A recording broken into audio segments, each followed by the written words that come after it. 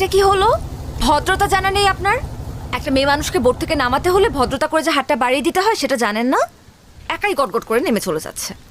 অবশ্য এটা আলাদা বিষয় যে এশার কারোর হেল্প লাগে না, এশা একাই 100।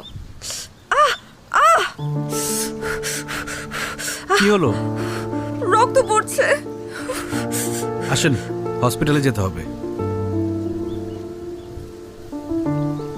কতখানি কেটে গেছে? Nurse, nurse. কত রক্ত আচ্ছা পড়ছে। আচ্ছা, আমি দেখছি একটা সেকেন্ড।